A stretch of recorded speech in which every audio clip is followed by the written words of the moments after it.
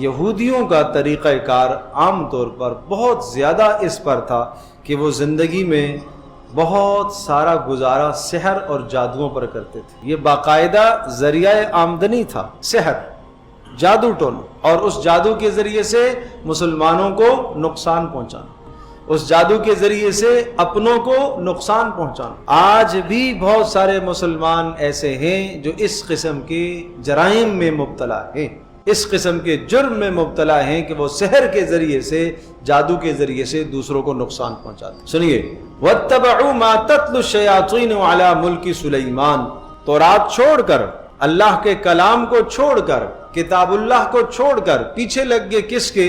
وَاتَّبَعُوا، چاہیے تو یہ تھا کہ اتباع کرتے نبی کی، چاہیے تو یہ تھا اتباع کرتے اللہ کے کلام کی، لیکن انہوں نے اتباع کی۔ وَاتَّبَعُوا کا معنی اتباع کی، پیچھے لگ گئے کس کے؟ ماں، ان تمام چیزوں کے، تتلو الشیاطین، جو شیطان پڑھ پڑھ کے سناتے تھے، علی ملک سلیمان، سلیمان علیہ السلام کے عہد میں، سلیمان علیہ السلام کے زمانے میں۔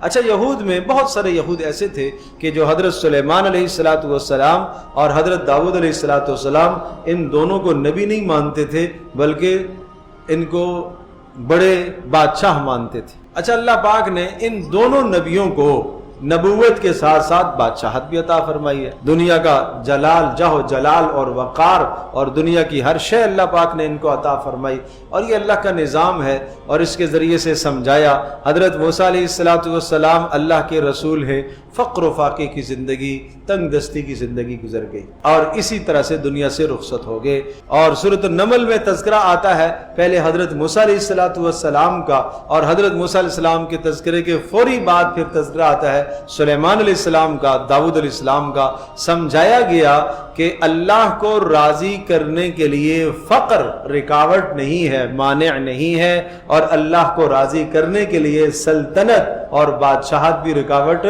نہیں۔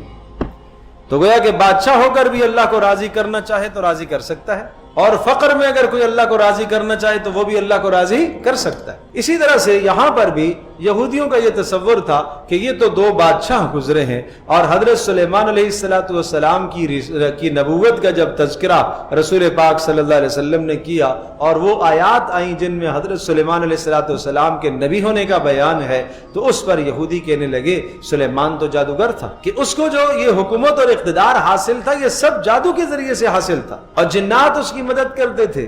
اس پر اللہ تبارک تعالیٰ نے رد فرمایا۔ حضرت سلیمان علیہ السلام کے زمانے میں سحر کا بڑا عروج ہوا، اور بلکہ اس سے پہلے آپ یہ سمجھیے حضرت موسیٰ علیہ السلام کے زمانے میں بھی سحر کا رواج تھا۔ معلوم ہے نا، موسیٰ علیہ السلام کو اسی طرح کے معجزے دیے گئے، عصا اور ید بیضاء جو معجزے دیے گئے، چونکہ اس زمانے میں سحر کا بڑا رواج تھا، اس لیے موسیٰ علیہ السلام کے مقابلے میں جادوگروں کو لایا گیا، جمع کیا گیا، فرعون نے ہر طرح کے جادوگر کو جمع کیا۔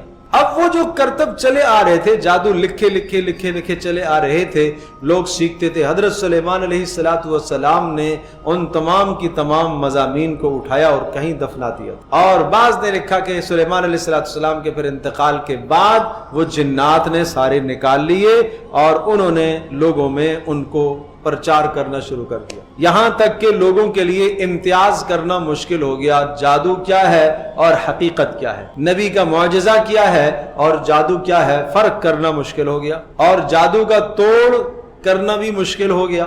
تو پھر اللہ تبارک تعالیٰ نے اس نقصان سے بچنے کا انتظام فرمایا، اور وہ انتظام فرمایا کہ دو ملائکہ اللہ نے بھیجے، بابل مقام پر دو فرشتے آئے، ہاروت اور ماروت علیہم السلام۔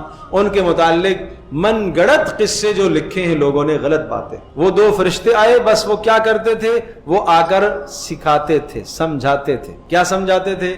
دیکھو، نبی کا کام ہوتا ہے لوگوں کو خیر کی بات بتانا اور شر سے اور برائی سے روکنا، یہ نبی سے اللہ پاک کام لیتا ہے۔ اب مسئلہ یہ آیا، جیسا کہ سود مثال کے طور پر آپ لے لیجئے، رسول اللہ صلی اللہ تعالی علیہ وسلم نے بتا دیا کہ سود حرام ہے۔ احل اللہ البیع وحرم الربا، کہ اللہ نے خرید فروخت کو حلال قرار دیا اور سود کو حرام قرار دیا۔ رسول اللہ صلی اللہ علیہ وسلم نے بھی اس کی وضاحت فرمائی۔ باقی قیامت تک آنے والی ایک ایک جزی کو بیان کرنا، ایک ایک اس سود کی شکل کو بیان کرنا، وہ رسول اللہ صلی اللہ علیہ وسلم نے نہیں کیا۔ بالکل اسی طرح سے اس زمانے میں بھی انبیاء نے بتایا کہ جادو کفر ہے، لیکن اب جادو کی کتنی صورتیں ہیں؟ Number 1، number 2، number 3، number 4۔ اس صورت میں یوں کرنا پڑتا ہے، اس میں یہ کرنا پڑتا ہے، اس میں یہ کرنا پڑتا ہے، اس میں یہ کرنا پڑتا ہے۔ یہ نبیوں نے نہیں بتایا، اور نہ یہ نبیوں کے مناسب تھا بتانا۔ اس کے لیے اللہ نے منتخب فرمایا ان 2 فرشتوں کو کہ یہ آ کر جادو کی تمام صورتیں تفصیل سے بتاتے تھے۔